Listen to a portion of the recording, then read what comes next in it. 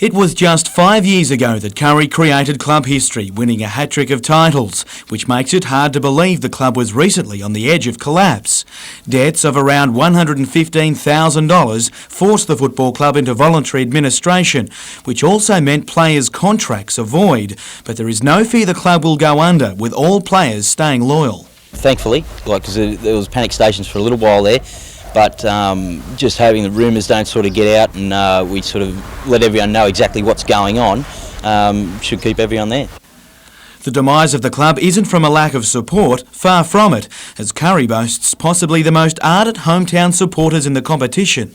The best by far, I think, followers in the Newcastle Rugby League. The debts arose through management problems, with new laws making things tough for clubs run by volunteers. It's a situation where to get volunteers to do a lot of the work these days is becoming very difficult. We need more professional people in the game. The local league is out to make sure other clubs don't fall into the same position, setting up an administrative course next year for all clubs. I think it's been a learning curve for all of us, but hopefully out of the fire comes a new start and much better clubs. And one of Curry's first games next year is hoped to be a trial match against a South Sydney Rabbitohs Old Boys side. The match pencilled in for mid-February. Jim Callanan, NBN News.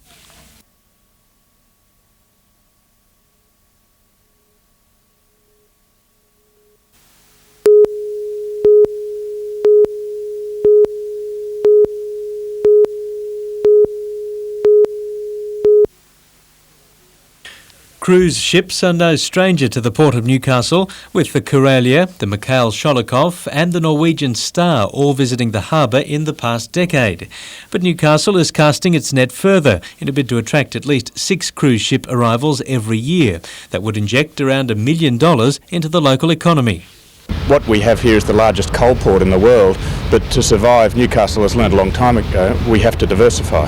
And bringing cruise ships and naval ships into this port and expanding tourism is definitely diversification we can use.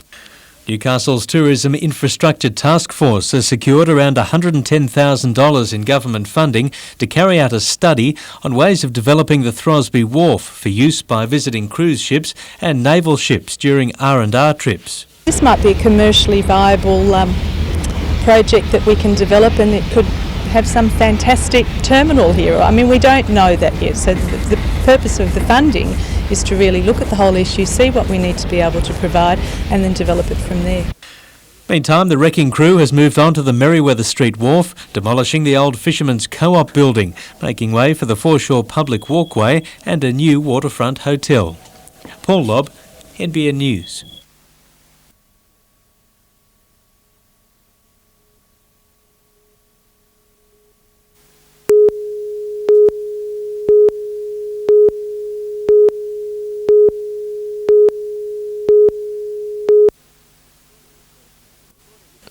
According to Choice magazine, Newcastle shoppers have it better than most. The region topped the Consumer Watchdog Supermarket Survey, and it came as no surprise. It doesn't surprise because it's done so consistently, and it seems a little hot box of competition, and the lucky Newcastle dwellers can enjoy their savings.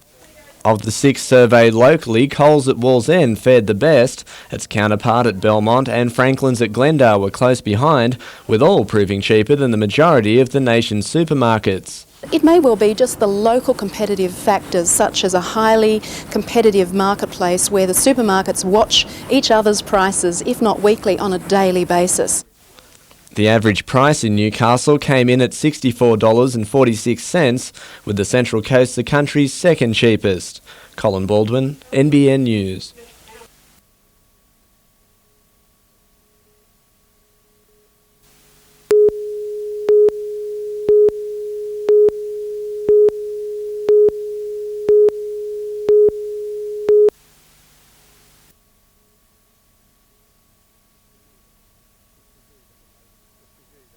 The stupidity is just amazing.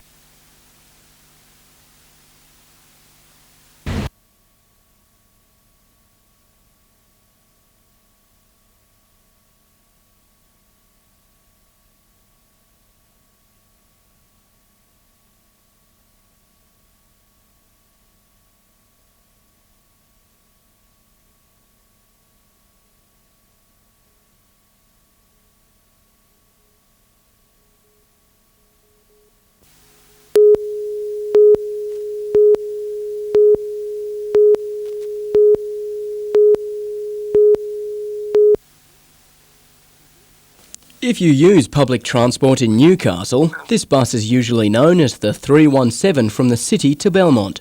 But now it's a slightly more modern version of the Christmas sleigh, and it's all thanks to driver Margaret Pennell.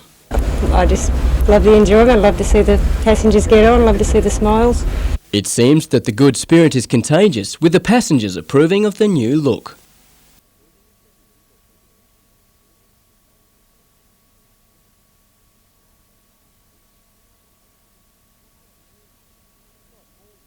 But not all public transport is sharing in the festive spirit.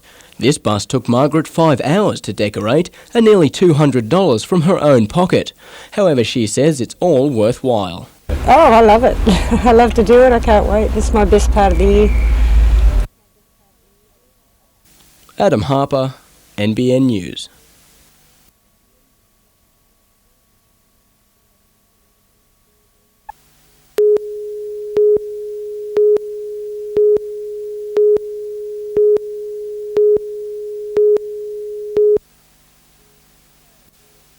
Rail authorities were first alerted to the tragedy just after midnight. Police and emergency crews searched a section of rail line north of the Adamstown station near an old driver's training range. They found the body of a woman in her mid to late 20s underneath a City Rail passenger train.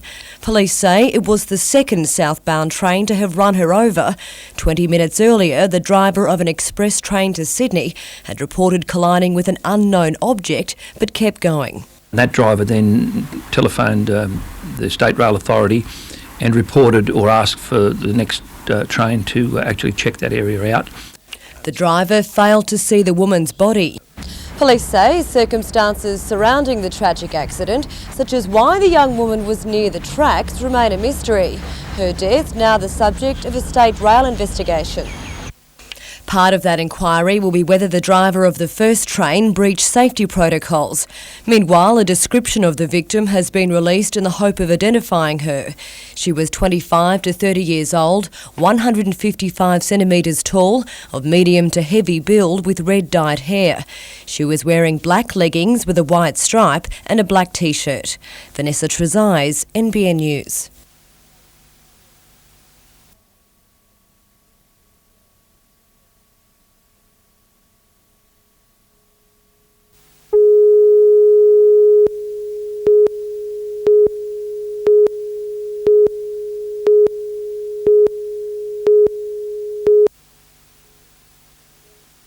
Under the massive reorganisation of federal transport projects, Sydney Airport will be expanded and sold off. A second airport at Badgerys Creek put on the back burner and a $5 billion Sydney-Canberra VFT link scrapped.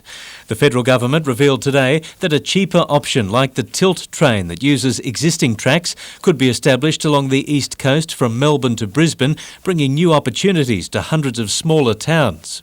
And I think it's a good opportunity for the Newcastle community to actually put in their bid to do the work that needs to be done to convince the decision makers that this is the right place and that Newcastle has a role and a significant role in the Brisbane to Melbourne link.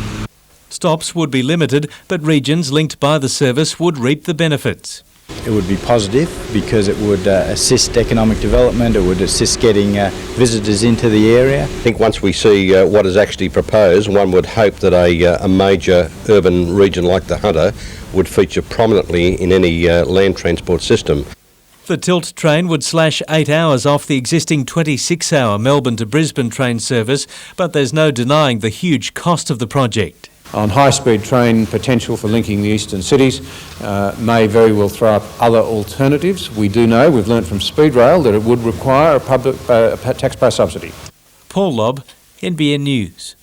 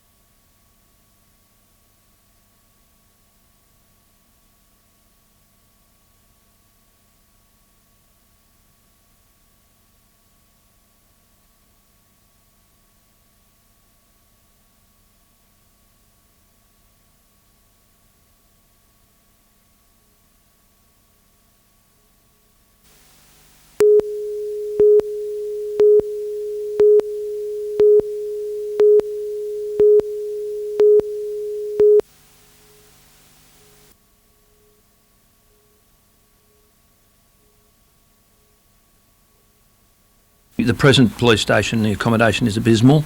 It's a conglomeration of containers and demountables and the like, and condemned buildings, and it's totally unsatisfactory.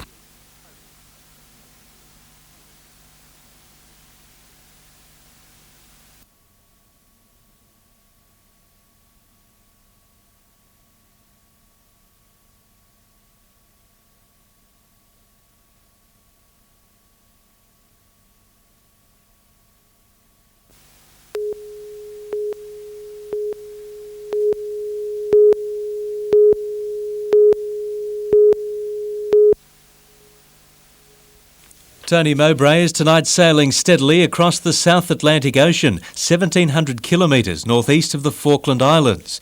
This week he's been hit by snow and gale force winds, as well as severe back pain as the challenge begins to take its toll. The cold and the extreme conditions in that part of the world really do create, certain havoc with your body.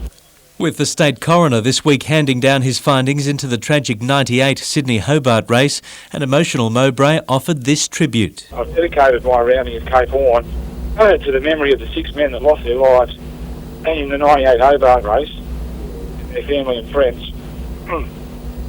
I think my crew that were with me on that Hobart would support me in that dedication. It's now 2 months since the adventurer sailed from Newcastle Harbour with his wife and 2 children looking on. He says Christmas alone at sea will be difficult. I think it's going to be a fairly lonely time for me out here, but that's part of the challenge. I came out here to find out a number of things, and one of those is how I'll cope with being on my own for so long. The sea will hold many more adventures for Mowbray in the 4 months it will take him to return to Newcastle. Paul Lobb, NBN News.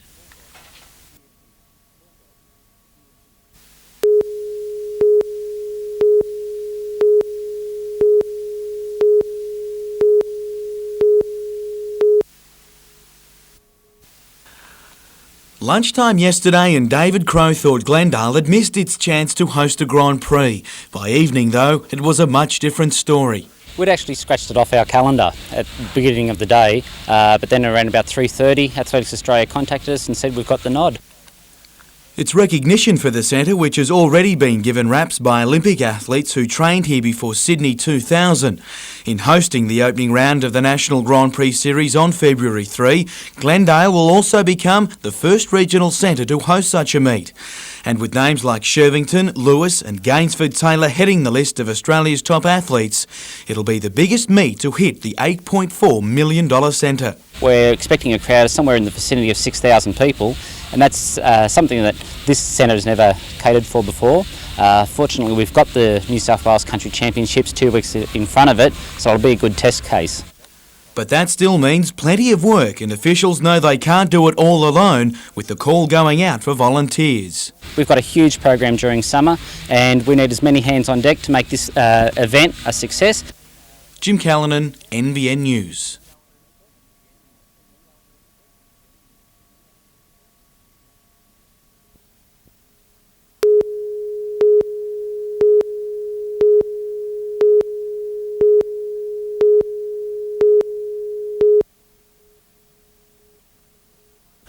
This is the first time most of the South Melbourne players had even seen Marathon Stadium, let alone walked on it.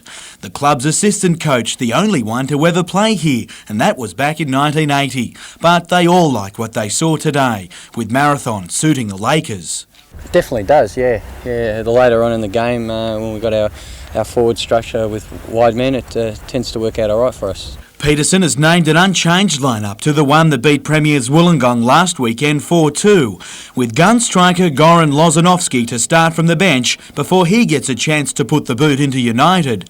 But Peterson's aims are twofold: to take the points and continue his side's dominance on the league after a disappointing season last year. South Melbourne is a type of club where they expect and demand to be in the final series, and to finish 10th was definitely a poor showing. He's well aware of former player Anthony Manaka's ability to make things tough and also his desire to prove a point against his old club. I understand the emotions of footballers, you know, leaving a club and then, you know, wanting to prove a point, and you know, it's all part of the contest, all adds to the drama. The game kicks off at 7:30. Jim Callanan, NBN News.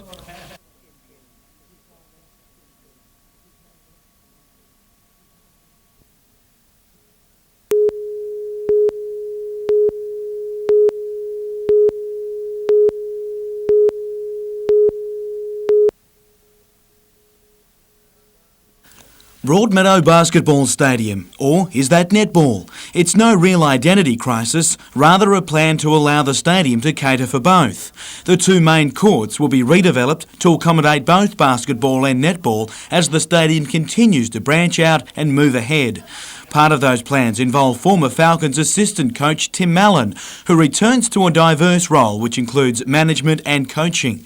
He'll be joined by former Boomers coach Adrian Hurley at Newcastle, while his former Falcons partner Sean Dennis is already at Maitland. We've got some top coaches working at a junior level, both in Newcastle here and with Sean Dennis in Maitland, and of course with Adrian. So the prospects for basketball in the future are looking good with top quality coaches and sensible and sound administration. Newcastle High tennis player Sandy Knight was among 19 of the Hunters Secondary School students awarded Sporting Blues today. Jeffrey Hill, Jason Rees and Nathan Collins were also honoured, with Muswellbrook's Michael Handley earning one for golf. Two Newcastle High League players earned the honour in rugby league, while another two of the region's soccer stars got the nod, while water polo had the most blues with 3. And it was lunch on the Newcastle Notes today, with 10 lucky members dining out with the team after winning a competition in the club's membership drive, some making the trip from just outside Tamworth for the honour.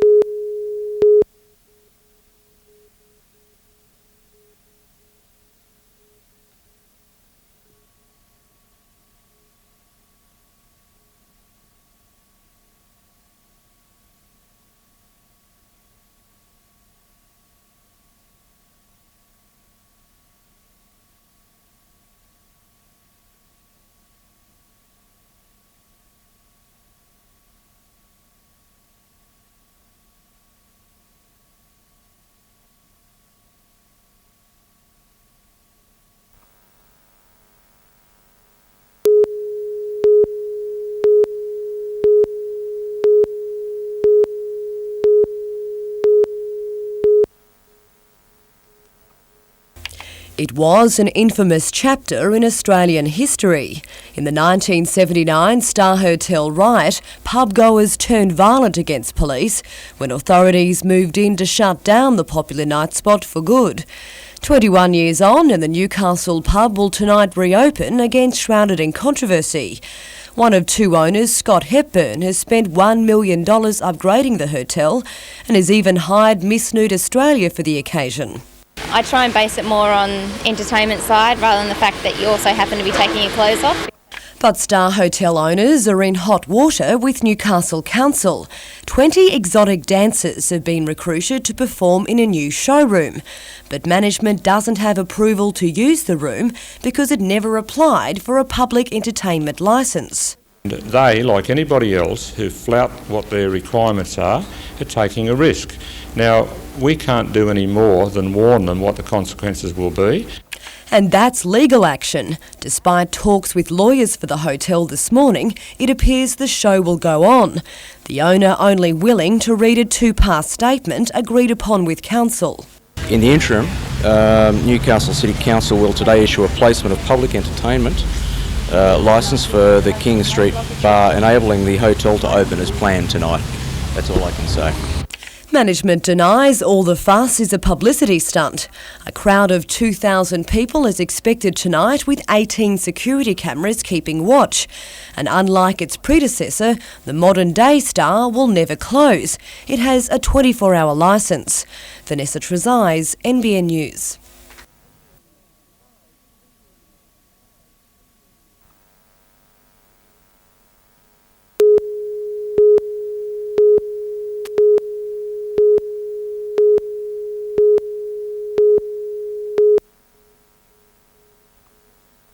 The state government has funded a $20 million revamp of the Morpeth wastewater treatment plant, and that kind of money buys state-of-the-art technology. There's $20 million here going into catered not only for better environmental performance, but also for the growth that's occurring in this East Maitland area.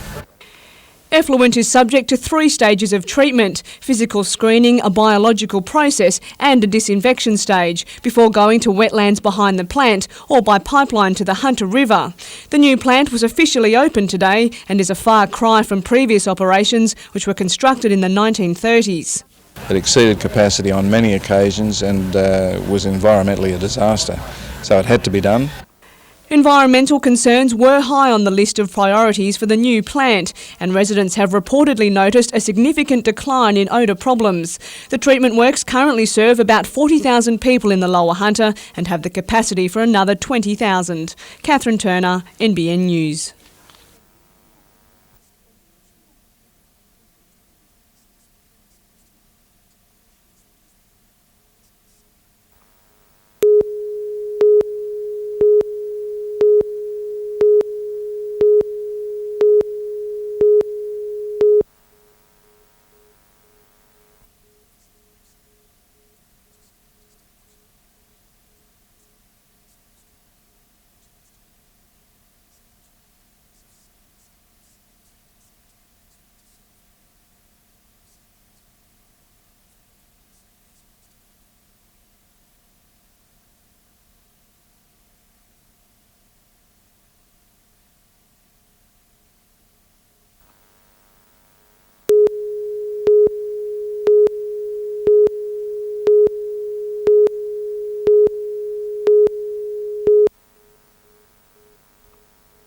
Hundreds of flickering flames bobbed in the darkness at King Edward Park last night for Newcastle's annual Carols by Candlelight.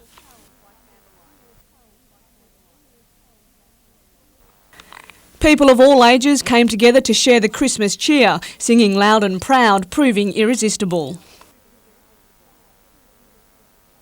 At Broadmeadow today, it was all of Santa's little helpers packing 600 hampers for those less fortunate in the community. About 300 volunteers from the Magic Moments Foundation pitched in, filling boxes with food, presents and lots of goodwill. They'll go to people who have been nominated by charities or neighbours, giving them something to smile about this Christmas. Catherine Turner, NBN News.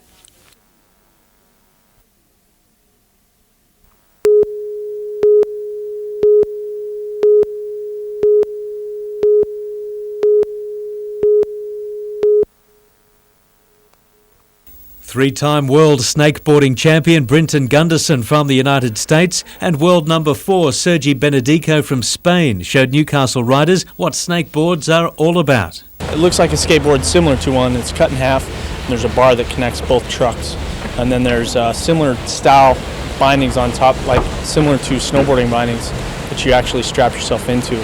Invented about 4 years ago, the boards now have a huge following throughout Europe and the US, the craze now reaching Australia. The motion that you use in snowboarding and surfing with your chest and along with another rhythmic motion with your feet makes you actually move so you don't have to touch your feet to the ground.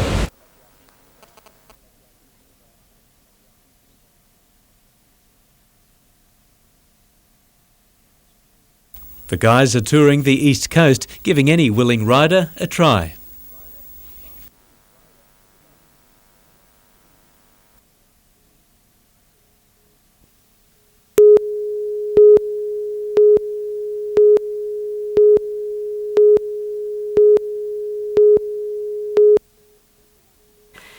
It's an empty shell now, but for the last 5.5 years, this workshop has been the scene of Archie Livingstone's one true hope and dream. At the ripe old age of 70, he spent almost 7 days a week here building a 53-foot fiberglass catamaran. One of his best friends said, "Oh, come on, this is, for a man 70-year-old, he should be out veggie guarding or something like that." The huge challenge was made all the more difficult by Archie's worsening arthritis in his knees, and he often considered giving the project away. Burning it, falling off and breaking my neck, and sometimes coming over to this place, it was just like facing a death adder. You didn't want to be here. But he persevered, and Gloriana is the stunning result. At 5:30 this morning, she was transported from Archie's property in Belmont down to the Swansea Channel, turning heads and blocking traffic in the process. And it was a long journey. The cat lifted over a low fence, trucked over to the water's edge, then lowered carefully into the channel. Then finally, the keels touched the water for the very first time. And best of all, the boat stayed afloat. And the man of the moment acknowledged the crowd. The masts were then fitted before she made a triumphant arrival at the Lake Macquarie Yacht Club. There, Archie and his wife Gloria christened the vessel before he was thrown into the water he loves so much. He's absolutely chock-a-block full of it at present. He's as happy as a pig in mud. Great lot of friends and family, and I hope they enjoy it as much as I do. Catherine Turner, NBN News.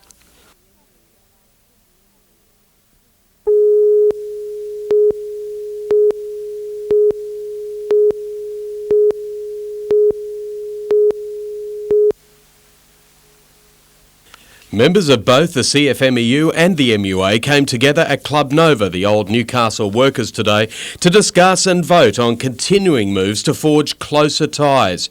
When it came to a vote, the support was unanimous. And I think that it's absolutely essential that the two strongest militant unions in Australia should get together. We've identified areas of great common interest, both historically and into the future. It was a good feeling, unanimous decisions to roll up our sleeves and get on with it. The Hunter is significant to the move because together with Central Queensland, it's the only region in Australia where the mines and ports work so closely together. It's a recognised fact that the struggles that we've been through show the strength of both unions, and I think that long term, certainly from my perspective, the biggest exporter and the biggest port is Newcastle, and that's why I was pleased that the meeting was held here today.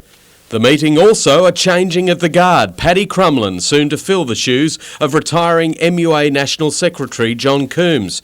Coombs today a little overwhelmed with a presentation from his mining comrades of a Welsh miner's lamp. It's not every day that you get a presentation of what the miners hold very dear, that lamp, and I doubt if many people outside of the union have ever got one, and I'm extremely proud. As for any plans of a book in his retirement come Friday, I get plenty of prompting about writing a book. I'm not much of an author, to be honest with you, and we'll see what the future holds. If ever we get around to it, let me tell you, I think it'll probably sell a few copies. Right, it will too. Okay.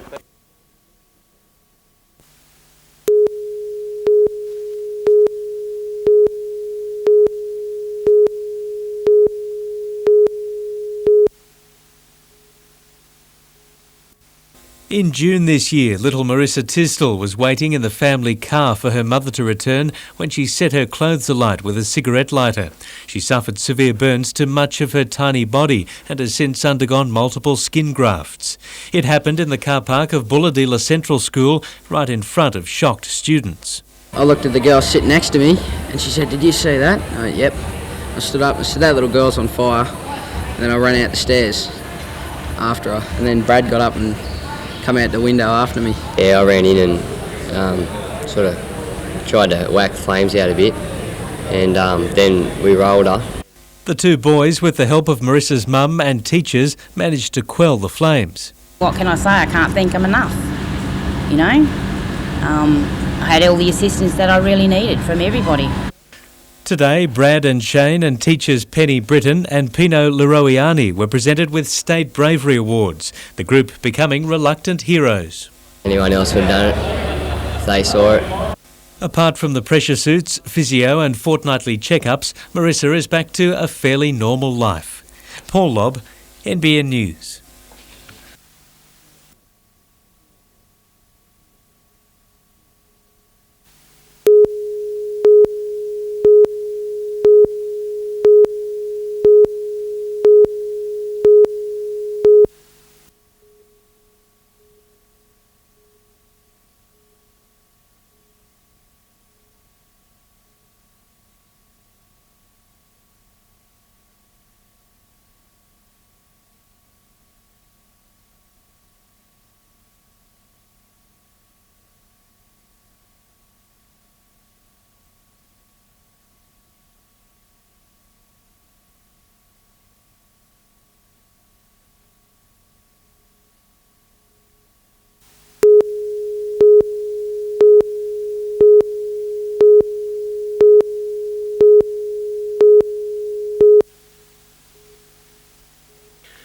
The old adage, the early bird catches the worm, proved all too true today. Meriwether High student Georgia Lua up at 6 and straight onto her computer to get her results. The internet can be sort of impersonal, but I think you can print it all off, don't have to write it down. It's a pretty quick, effective way of taking a high volume of people. But there were delays for others. By mid-morning, the website, overloaded with hits, returned error messages. Students left with a phone call to access results. Welcome to the Board of Studies 2000 HSC Telephone Results Service. Each year, students who achieve 90% or more in at least 11 units are placed on the HSC All-Rounders list. Here in the Hunter region, Ross Abbs, a student at St Francis Xavier College in Hamilton, and Raoul Garg from Meriwether High School managed to achieve that goal. Tomorrow is the UAI day when all those figures get compiled into a rank, which is then important for getting into university. Contrary to a media report that university entrance results would be published tomorrow, they won't be. Students will still have to access the web or the phone lines to find out how they went. Those all-important results will be available from 9 in the morning. Matt Carden, NBN News.